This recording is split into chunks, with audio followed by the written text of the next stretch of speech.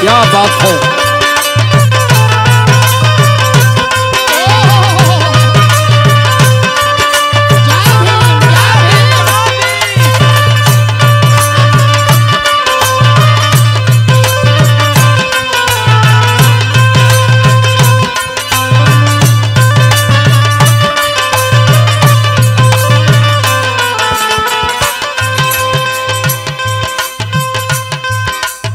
ऐ मेरे भारत के 85 मूल निवासी मेरे सम्मानित साथियों,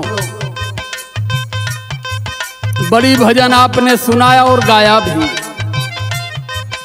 एक भजन मैं आपको दे रहा हूं और ये भजन इसलिए दे रहा हूं, जब आप इस भजन से कट गए तो आप अपने हक और अधिकार से भी वंचित होते गए, क्योंकि सत्य भजन को कभी आपने पहचान नहीं पाया।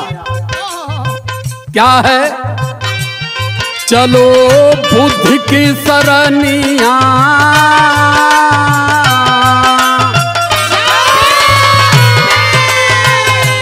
चलो बुद्धि की सरनिया, मनवा में जय भीम बोल के, चलो बुद्धि की मनवा में जय भीम बोल के, चलो बुद्ध के सरनिया, मनवा में जय भीम बोल के। क्यों? बुद्ध एक ऐसा मंत्र है, समता, समानता, स्वतंत्रता, बंधुता और भाईचारा पैदा करने का संदेश देता है।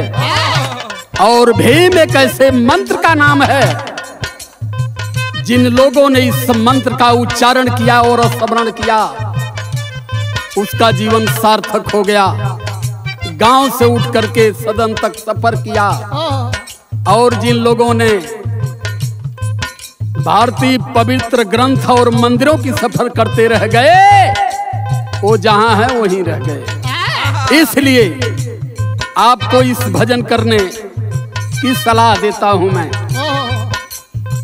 बुद्ध ज्ञान दुनिया में सबसे बड़ा ज्ञान माना गया। क्यों माना गया? बुद्धि शरण में मिले ज्ञान है, सबको यही बताना, सबको यही बताना भैया, सबको यही बताना, सबको यही बताना भैया, सबको यही बताना। जात पात को छोड़ो भैया, सबको है समझाना, सबको है समझाना भैया, सबको है जय हो। सबको है समझाना भैया, सबको है समझाना। जात पात को छोड़ो भैया, सबको है समझाना, चलो बुद्धि की सरनिया, मनवा में जय भीम बोल के, चलो बुद्ध के सरनिया, मनवा में जय भीम, चलो बुद्ध की सरनिया, मनवा में जय भीम बोल के। बुद्ध ज्ञान से लाभ समाज को क्या है? तथागत भगवान गौतम बुद्ध के द्वारा ही ये मिलता है कि हर व्यक्ति इंसान बनकर जन्म लेता है और इंसान बनकर मर जाता है। अगर इंसान से इंसानों में कोई दूरी पैदा करता है, ऊंचा और नीचा पैदा करता है, तो उस धर्म से नीचा और घटिया कोई धर्म इस धरती पर हो नहीं सकता। खास तौर से बार बार मुझे कमेंट करने वाले, अपने आप को हिंदू कहने वाले, बताओ हिंदू धर्म को सुप्रीम कोर्ट नहीं माना, हिंदू धर्म किसी भारतीय ग्रंथों में नहीं मिलता है। हिंदू धर्म को विवेकानंद जी, स्वामी विवेकानंद जी महाराज कहे कि हिंदू कोई धर्म नहीं है, हिंदू एक गाली शब्द है, ये विदेशों की भाषा है। और उन्होंने हिंदू की जगह सनातन धर्म बना दिया। ऐ बार बार अपने आप को हिंदू कहने वाले और हिंदू समझने वाले, हिंदू ही समझते रह करके मर जाओगे। मैं जानना चाहता हूं, अगर इस देश का ब्राह्मण बार बार आपको हिंदू बनाने की बात करता है तो कह दो उस ब्राह्मण से कि हमें हिंदू मत बनाओ बल्कि हमें ब्राह्मण बनाओ। था लग जाएगी आपके हिंदुत्व का और आपके हिंदूपन का भी। उसी दिन ब्राह्मण के औकात का भी था चल जाएगा कि बार बार आपको हिंदू क्यों बनाता है। मैं तो कह रहा हूं हिंदू बनाने की जरूरत नहीं है। इस देश के सारे लोगों को ब्राह्मण बना दो, एकाएक इस देश में समता और समानता आ जाएगी। लेकिन ब्राह्मण जानता है कि हिंदू बना करके चूतिया बनाओ इनको। जब हक अधिकार की बात आए तो इनको शूद्रों की लाइन में ठेल दो, और जब सत्ता शासन हुकूमत की बात आए तो इन्हें हिंदू बना करके इनका वोट हथिया लो। इस बारीकी को अगर नहीं समझ पाए मेरे देश के ओबीसी समाज, जो भारत की आधी आबादी 52% है, तो फिर आने वाली समय आप अपने आप को कभी भी सुरक्षित महसूस मत करना। लाइन बता रही है हमारी क्या है।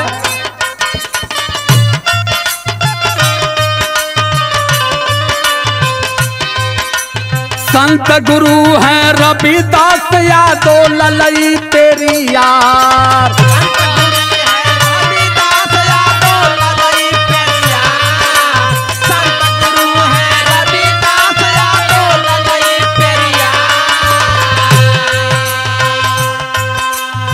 संतों में महासंत शिरोमणि संत रविदास जी को क्यों कहा गया? संत रविदास ने हमें और हमारी समाज को कौन सा उपदेश दिए?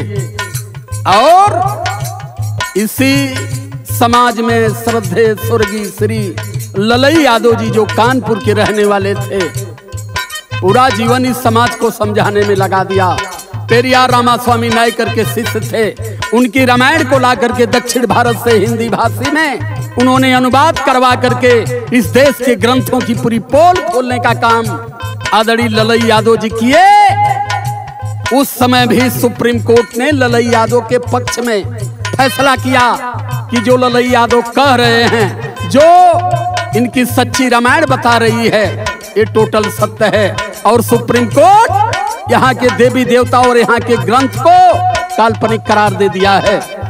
लेकिन कौन सी बीमारी है मेरे SC ST OBC के लोगों? कोर्ट ने भी जिस चीज को कह दिया, दुनिया के सबसे बड़े विद्वान बाबा साहब ने जिस चीज को कह दिया, वो चीज आपके दिमाग में नहीं उतर पा रही है। ये आपके पास एक बड़ी बीमारी है, इस बीमारी का इलाज करवा लो। बता रही है मेरी लाइन क्या है।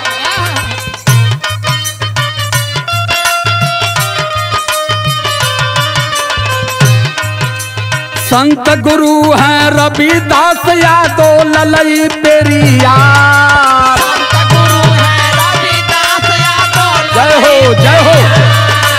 संत गुरु है रविदास यादव ललई तेरी यार।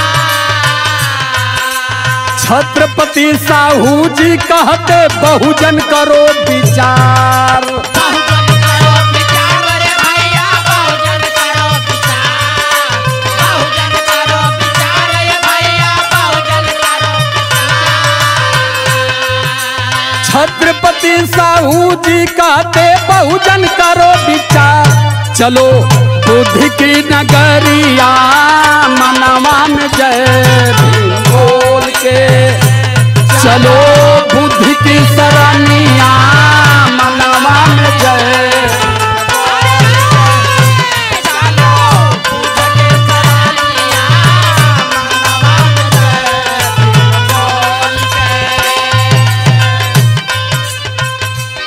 हमारे महापुरुषों ने छोटी सी भाषा में बता दिया, जो कौम अपना इतिहास नहीं जानती अपने भविष्य का निर्माण नहीं कर सकती। लेकिन आपको हमारे SC ST OBC के इतिहास को दबाने के लिए इन्होंने फर्जी ग्रंथ को ला करके, फर्जी धर्म को ला करके इस देश में 33 कोटि 56 कोटि देवी देवताओं को ला करके आपको आपके इतिहास से दूर कर दिया, जिसका कारण है कि पूरे अधिकार से वंचित हो गए। बड़े प्रेम से, बड़े भाव से, बड़े प्यार से दही गुड़ के साथ प्रणाम करते हैं पंडित को। और मैं कहना चाहता हूँ उस ब्राह्मण को और आरएसएस वालों को और इस देश के 52% ओबीसी को। भारत में 52% की आबादी आपकी है। संविधान के अनुसार जो आरक्षण आपका है इस देश में 52% आपको मिलना चाहिए, लेकिन इसका जवाब कौन देगा?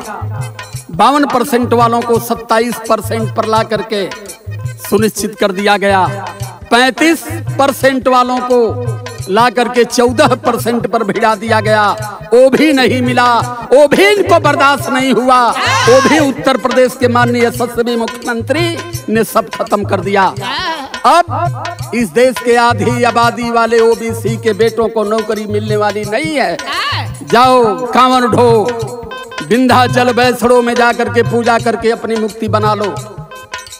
अगर मेरी भाषा समझ में नहीं आई तो लिख भी लेना अपने जीवन के पन्ने पर कि आने वाली समय अब वो है कि पहले तो गाय भैंस चरा करके जीवन पाल लेते थे, वो भी अब पालने के लिए नहीं मिलेगा। क्या है?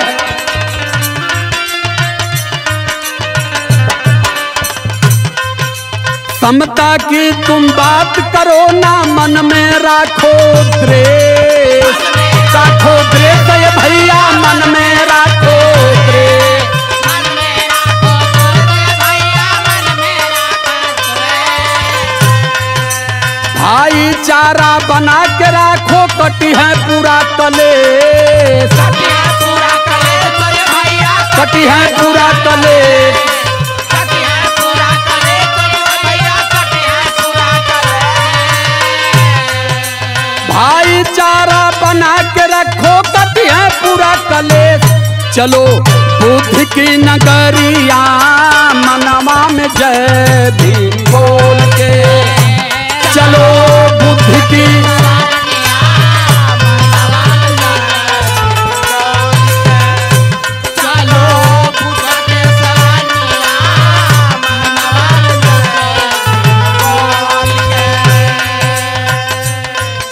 समता की बात करो, समानता की बात करो, स्वतंत्रता की बात करो, बंधुता की बात करो। जात की और पात की और धर्म और मजहब की बात मत करो। जात पात धर्म मजहब में आपकी स्थिति यहाँ आ गई। एक बात और ध्यान देना, हमारे मान्यवर कांसी राम साहब कहे थे कि जो कौम आंदोलन नहीं कर सकती वो कौम कभी शासक कौम नहीं बन सकती, और जो शासक कौम नहीं बनेगा वो अपनी बेटी बहनों की इज्जत की हिफाजत भी नहीं कर पाएगा। अपनी ताकत को समझो। इस धर्म मजहब और देवी देवताओं की वजह से आपको इतनी निर्जीन बना दिया गया है, आपको इतना ताकतहीन बना दिया गया है कि आप अपनी ताकत को नहीं समझ पाए।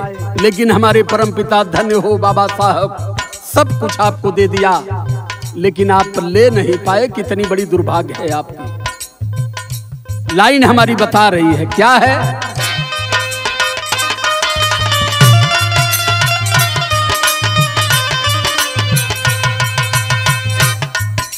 सत्ता शासन साथ रही ना कोई रही उदास, कोई रही उदास रे भैया, कोई रही उदास, कोई रही उदास रे भैया, कोई रही उदास। मिट्टी गरीबी देश का हमारे होई पूरा विकास, होई पूरा विकास रे भैया, होई पूरा विकास, होई पूरा विकास रे भैया, होई पूरा विकास। मिट्टी गरीबी देश का हमारे होई पूरा विकास। चलो बुद्ध की नगरिया, मनवा में जय भीम बोल के चलो बुद्ध की।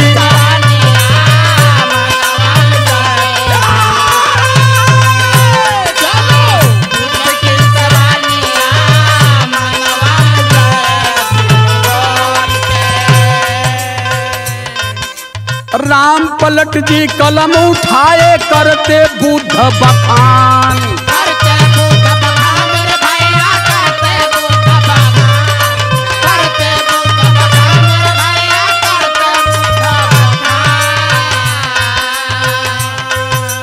गा के राजकुमार बतावे हैं बहुजन के शान, है बहुजन के शान भैया है बहुजन के शान, है बहुजन के शान भैया है बहुजन के शान। गा के राजकुमार बतावे हैं बहुजन की शान। चलो बुद्ध की नगरिया मनवा में जय भीम बोल के, चलो मनवा में जय भीम बोल के चलो।